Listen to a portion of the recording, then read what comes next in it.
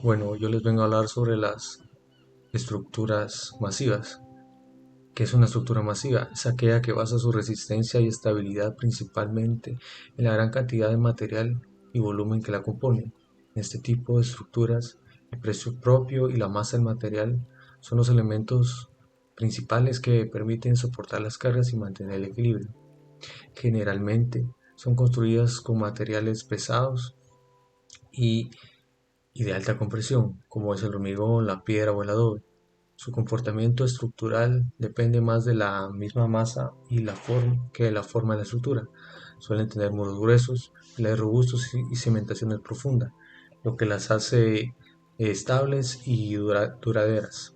Ejemplos típicos, bueno, aquí está uno que está representado en la maqueta, también como las pirámides, las presas, los muros de contención, bóvedas de piedra y los templos antiguos. En la actualidad, este tipo de sistemas también se utilizan en edificaciones de concreto armado, donde la masa contribuye a la inercia sísmica y térmica.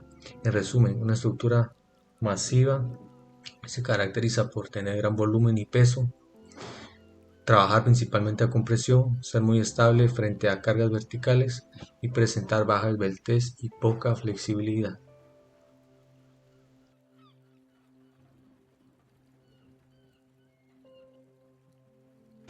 Y bueno, también les vengo a hablar sobre las estructuras membranáceas, que es como esta maqueta.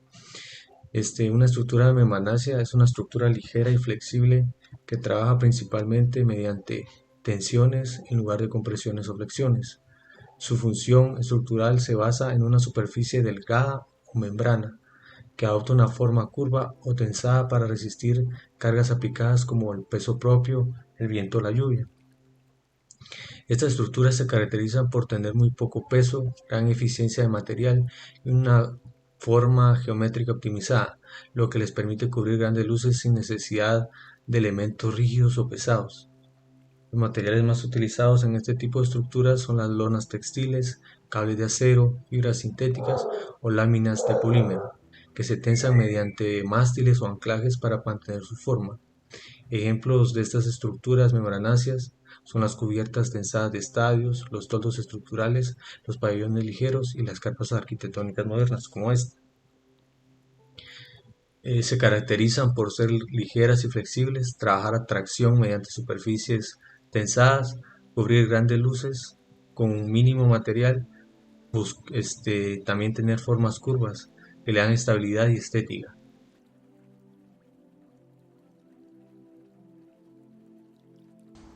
Bueno, eh, las estructuras combinadas son en base, como lo indica su nombre, estructuras que combinan un tipo de metodología o tipología estructural, tanto sea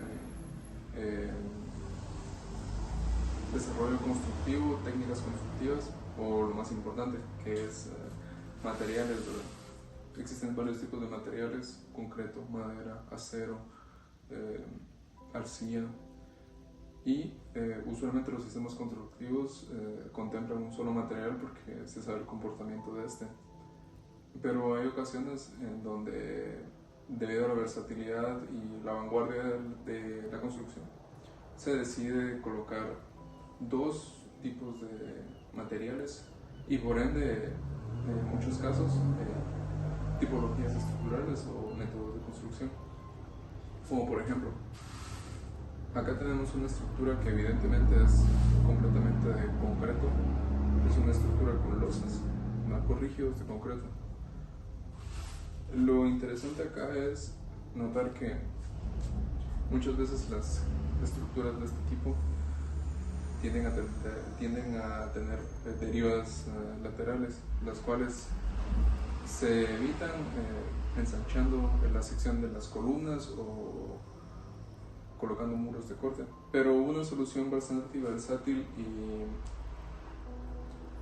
moderna es colocar brazas.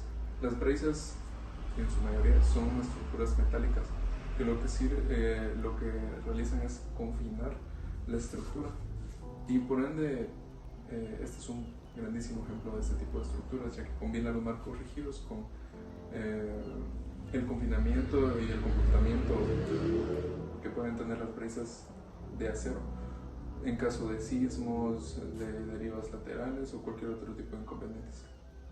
Aquí lo podemos ver más de cerca. Tenemos los marcos, las brisas que rodean nuestro edificio, confinándolo muy bien.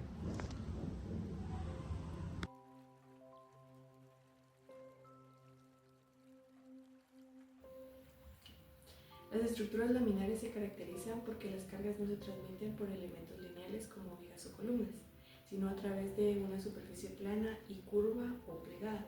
Su rigidez proviene de la forma, no del espesor del material. Si una lámina fuera completamente plana, se deformaría fácilmente, pero al curvarla o doblarla adquiere resistencia y esta tiene la capacidad de resistir no solo su propio peso, sino que también las cargas externas. En este tipo de estructuras, las fuerzas se distribuyen uniformemente sobre la superficie, generando tensiones internas que se equilibran entre sí, lo que permite aprovechar al máximo el material y reducir el peso propio. Las cargas tangenciales o paralelas a la superficie se transmiten con fluidez hacia los apoyos, mientras que las perpendiculares son más críticas porque desvían la trayectoria de los esfuerzos. Por eso se busca que la forma más continua y sin interrupciones sea la elegida para evitar concentraciones de tensión.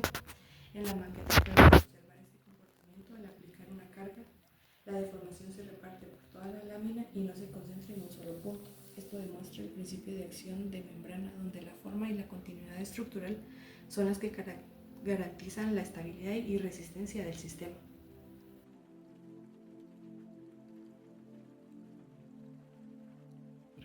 Aquí. Las estructuras funiculares son sistemas estructurales en los que las cargas se transmiten de manera lineal y continua, siguiendo la forma del propio elemento. Ya sea por tracción o por compresión, su eficiencia radica en que la trayectoria de las fuerzas hacia el suelo ocurre de forma natural, con la menor desviación posible y utilizando una cantidad mínima de material. Este tipo de estructuras depende en gran medida de su forma, la cual se ajusta al tipo y magnitud de las cargas que soporta. A esta forma se le conoce como forma funicular y representa el camino ideal que siguen las fuerzas internas para mantener el equilibrio. Entre los ejemplos más representativos de este comportamiento se encuentran los arcos, que trabajan principalmente a compresión, y los cables, que lo hacen a tracción. En la maqueta del puente Golden Gate se observa claramente este principio. El tablero transmite su peso a los cables verticales o péndolas, los cuales lo conducen hacia los cables principales que trabajan a tracción. Estos, a su vez, transfieren la carga a las torres, que resisten la compresión, y finalmente a los anclajes, que equilibran las tensiones del sistema.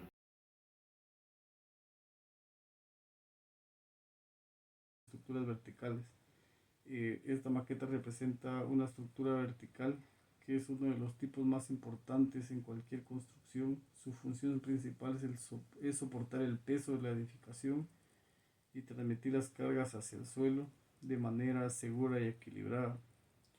Las estructuras verticales están formadas principalmente por columnas, como se puede ver acá. Tenemos columnas, muros o pilares, que se encargan de mantener la estabilidad del edificio.